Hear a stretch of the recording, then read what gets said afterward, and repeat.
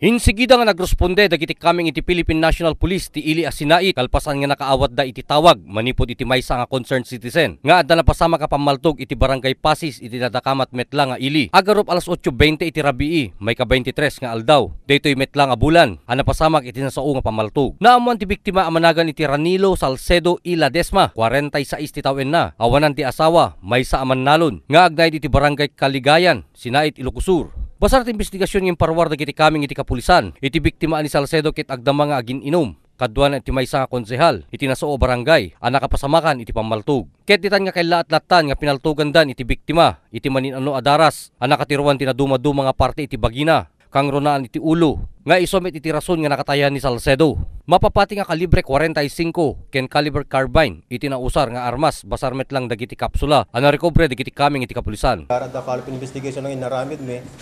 Kata namon mi nga da kinariri na daytoy sakbay ti pan naka tay na kata inimbitaran mi nga rod dati Arvin nga taga barangay Purag kata sinatalugod met nga nang isubmitter iti bagbagina nga nagpa-parapin examination ta iso nga rod ti ipagarop dagiti pamilya iti biktima nga akin aramid ba gapota adda napasama ka susik day April 8 nagsasarit ita matlaeng dati biktima kan dati ipagarop nga suspetsa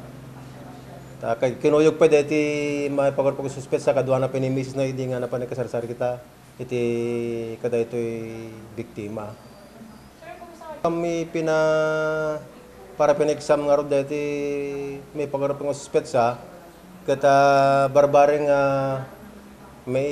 iteddan to iti resulta iti kabitan nga panawen no ta barbaring iti makaita iti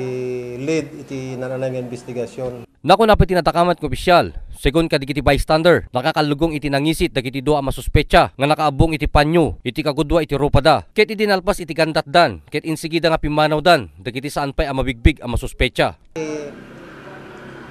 Isa sayang ket mi tati nananang investigasyon ta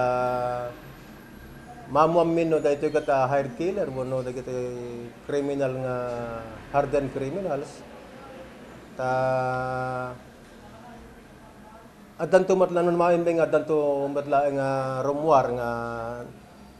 nayon na pay dati nga suspetsa tapno may pila min tumatla nga tinanay nga darom kontra kadagiti ken aramid. Aging ganat nga gundaway agdama pa lang iti nainget nga investigasyon dagiti kaming iti kapulisan iti ili asinait no sino ken anya iti katatao dagiti masuspecha. Para iti Press Corps, Ryan Pardo.